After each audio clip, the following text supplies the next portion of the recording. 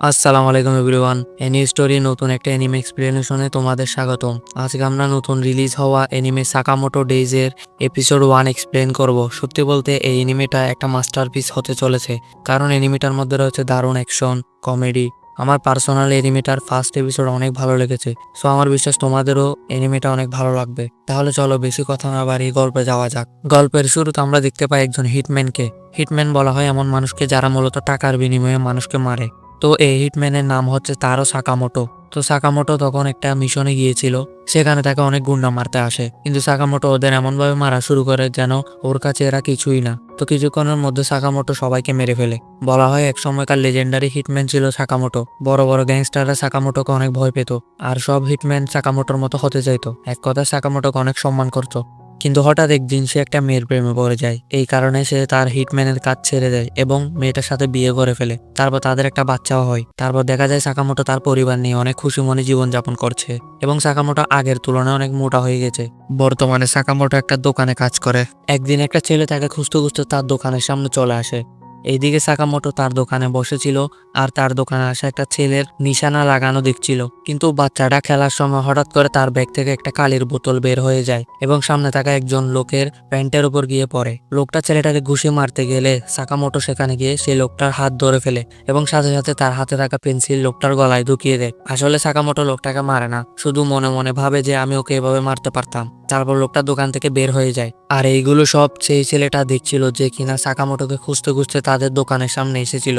তো এই ছেলেটা জানতো যে সাকামোটো মনে মনে ভাবছিল যে সে লোকটাকে পেন্সিল দিয়ে মেরে ফেলবে।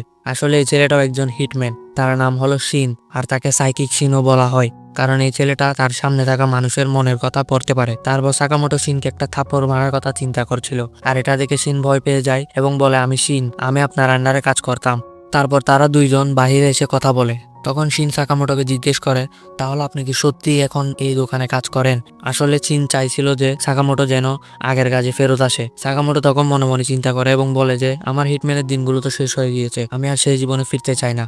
তখন শিন সাকামোটোর মাইন্ড রিড করে ফেলে এবং বলে, আপনি তো একজন লিজেন্ডারি হিটম্যান ছিলেন, সকল গ্যাংস্টার আপনাকে ভয় পেত, এত কিছুর পর আপনি কেমন করে এই কাজ ছেড়ে দিতে পারেন? তো সাকামোটো তার কথার কোনো উত্তর না দিয়ে নুডলস খেতে থাকে। তো শিন তখন বলে, আপনি অনেক মোটা হয়ে গেছেন। এটা বলতে বলতে সে একটা সিগারেট জ্বালাতে দেয়, কিন্তু তখন সাকামোটো বিদ্যুতের গতিতে তার সিগারেট কেটে ফেলে, কারণ সেখানে নো স্মোকিং এর বোর্ড লাগানো ছিল।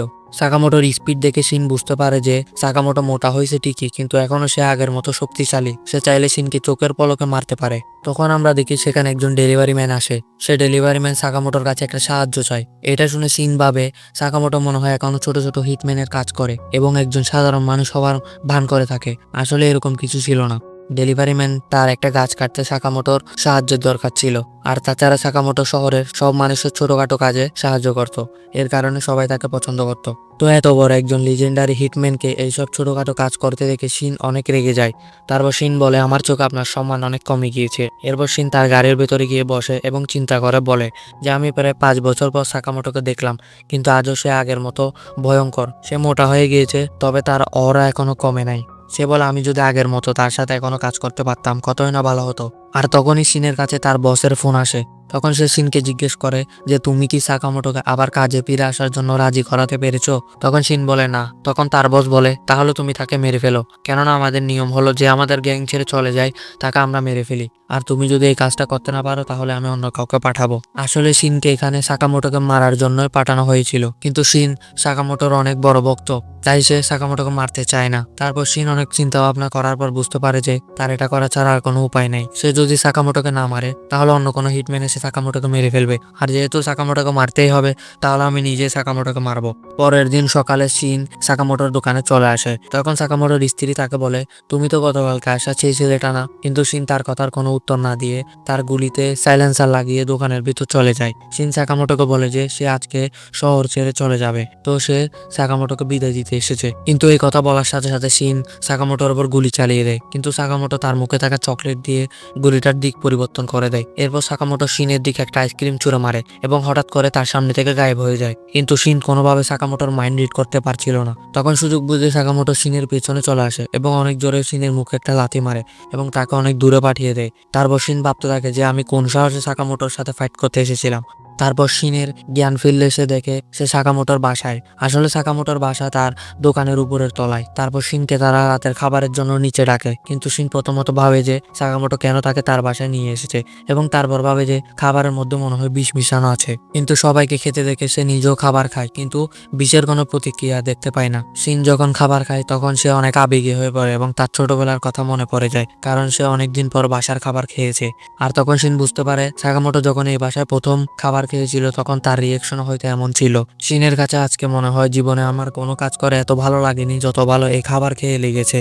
শিন তখন বুঝতে পারে যে এই ছোট ছোট খুশির জন্যই সাকামোটো হিটম্যানের কাজ ছেড়ে দিয়েছে। খাবার শেষ করে বাইরে বের হয়ে শিন সাকামোটোকে রাতের খাবারের জন্য ধন্যবাদ জানিয়ে চলে যেতে থাকে। তখন সাকামোটো তার পেছনে তাকে একটা বোর্ড দেখায়, সেখানে লেখা ছিল ধন্যবাদ, আবার আসবেন। এরপর শিন তার গ্যাং এর কাছে চলে আসে, কিন্তু তার বস তাকে অনেক বকাঝকা করতে থাকে এবং বলে তুমি কেন সাকামোটোকে মারতে পারলে না। তারপর শিন তার বসের সামনে মাথা নিচু করে বলতে থাকে সাকামোটোকে বেঁচে থাকতে দাও, সে তার পরিবার নিয়ে অনেক খুশি আছে। আর এই কথা শুনে সেখানে থাকা সবাই হাসতে থাকে। তখন তার বস বলে সাকামোটো আমাদের দুনিয়ার নিয়ম ভেঙেছে, সে নিজের দায়িত্বের কথা ভুলে গিয়েছে, এজন্য তাকে মরতেই হবে। শিন তখন বলে সাকামোটোর বদলে আপনি আমাকে মেরে ফেলেন, কিন্তু সাকামোটোকে বেঁচে থাকতে দিন। তখন বস বলে ঠিক আছে, তুমি মারা গেলে আমি সাকামোটোকে ছেড়ে দিব। তখন তার বস মনে মনে বলে ওর কথা আমি কেন শুনবো, সাকামোটোকে মরতেই হবে। কিন্তু শিন তো মাইন্ড রিড করতে পারে, তো শিন ওর কথা শুনে ফেলে এবং উল্টা তার দিকে গুলি তাক করে ফেলে। তারপর শুরু হয় ফাইট। আর এদিকে সাকামোটো তার দোকানে বসে ওদের কথাগুলো শুনতেছিল। এরপর সে একটা বাটন টিপ দেয়, সাথে সাথে একটা দরজা খুলে যায়। দরজার পিছনে ছিল অনেক ধরনের গুলি, এক কথা অস্ত্রের গুদাম। সাকামোটো সেখান থেকে শুধুমাত্র একটা ট্রেজার গান মানে ইলেকট্রিক গুলি নিয়ে বের হয়ে যায়। আর অন্যদিকে শিন এখনো বেঁচে রয়েছে, কারণ শিন তো সবার মাইন্ড রিড করতে পারে। আর এই কারণে সে সেখানে থাকা লোকদের মাইন্ড রিড করে বুঝতে পারছে যে কে কোন সময় গুলি করবে, কে কোন দিক দিয়ে হামলা করবে। এই কারণে সে এতক্ষণ বেঁচে আছে। কিন্তু কিছুক্ষণ পর সেখানে থাকা একজন শিনের দিকে রকেট লঞ্চার চালিয়ে দেয়, কিন্তু শিন কোনো মতে বেঁচে যায়। তখন তাদের বস বলে ওর সামনে গেলে ও তোমাদের মাইন্ড রিড করে ফেলবে, তো দূর থেকে তাকে চারপাশ দিয়ে ঘিরে ফেলো। আর এদিকে শিনের বন্দুকের গুলিও শেষ হয়ে যায়। তখনই তিনজন এসে শিনকে ঘিরে ফেলে। আর যখনই তারা শিনকে মারতে যাবে তখনই সাকামোটো পিছন থেকে এসে তাদের তিনজনকে ইলেকট্রিক শক দিয়ে অজ্ঞান করে দেয়। সাকামোটোকে এখানে দেখে শিন এবং তার বস অনেক অবাক হয়ে যায়। সেখানে থাকা গুন্ডারা সাকামোটোকে মারতে এগোতে থাকে, কিন্তু সাকামোটো তার সাথে শুধু দুইটা চপস্টিক নিয়ে এসেছে এবং চপস্টিক দিয়ে সবাইকে মারতে শুরু করে। তারপর সে তার দিকে আসা গুলিগুলিও চপস্টিক দিয়ে ধরে ফেলে এবং সে বিদ্যুতের গতিতে সবাইকে মারা শুরু করে। সে যদিও মোটা ছিল কিন্তু সে অনেক শক্তিশালীও ছিল। তখন তাদের বস সবাইকে একসাথে সাকামোটোর উপর গুলি চালাতে বলে, কিন্তু সাকামোটো সব বন্দুকের গুলিগুলোকে ডজ করতে করতে তাদের সামনে এসে তাদের বন্দুকগুলো কেটে দেয়। তারপর গুন্ডাগুলোর সাথে সাথে সে তাদের বসকেও শেষ করে দেয়। এইসব দেখে শিন বুঝে যায় যে সাকামোটো এখনো একজন লিজেন্ডারি হিটম্যান। তারপর শিন সাকামোটোকে জিজ্ঞেস করে আপনি কিভাবে জানলেন যে আমি এখানে আছি। সাকামোটো তখন বলে তুমি যখন অজ্ঞান হয়েছিলে তখন আমি তোমার বন্দুকের ভিতর একটা ট্র্যাকার লাগিয়ে দিয়েছিলাম। তারপর শিন বলে আমি আমার ওয়াদা অনুযায়ী আজকে এই শহর ছেড়ে চলে যাব। কিন্তু সাকামোটো তখন শিনকে তার দোকানের একটা ইউনিফর্ম দেয় এবং বলে আমার দোকানে একজন লোক প্রয়োজন, আমি তোমাকে প্রতি ঘন্টায় 800 ইয়েন করে দিব, আর এছাড়া ওভার টাইমের জন্য তুমি আলাদা করে টাকা পাবে। তো শিন এই অফারে রাজি হয়ে যায়। তারপরের দিন থেকে শিন সাকামোটোর দোকানে কাজ করা শুরু করে দেয়। তারপর শিন লক্ষ্য করে যে রামেনের প্রত্যেকটা কাপ সাকামোটো নিজেই খালি করে ফেলছে। শিন মাইন্ড রিড করতে পারার কারণে দোকানে আসা প্রত্যেকটা কাস্টমারের জিনিসপত্রগুলো সহজে বের করে দিচ্ছিল। এইগুলোর কারণে সাকামোটোর স্ত্রী আর মেয়ে শিনকে অনেক পছন্দ করে। তারপর দোকানে আসা সেই বাচ্চা যাকে আমরা সিরিজের প্রথমে দেখেছিলাম, সে শিনকে বাইরে এসে তার সাথে খেলতে বলে, কিন্তু শিন বলে আমার শিফট এখনো শেষ হয়নি আর আমার আগের কাজের থেকে এই কাজটা অনেক ভালো। কিন্তু বাচ্চাটা তখন জিজ্ঞেস করে তুমি আগে কি কাজ করতে। সাকামোটো তখন মনে মনে শিনের দিকে তাকিয়ে বলে বাচ্চাটাকে তুই যদি কিছু বলিস তাহলে আমি তোকে এখনই মেরে ফেলবো। তো এই কথা শুনে শিন ভয় পেয়ে যায় এবং বাচ্চাটাকে বলে আমি আগে ক্লিনারে কাজ করতাম। এরই সাথে এপিসোডটা শেষ হয়ে যায়। তো তোমাদের এই সাকামোটো ডেইজ এনিমের ফার্স্ট এপিসোডটা কেমন লাগলো কমেন্টে অবশ্যই জানাবে। যদি ভিডিওটি ভালো লাগে থাকে তাহলে একটা লাইক এবং অবশ্যই আমাদের চ্যানেলটি সাবস্ক্রাইব করবে। তো দেখা হচ্ছে পরবর্তী ভিডিওতে।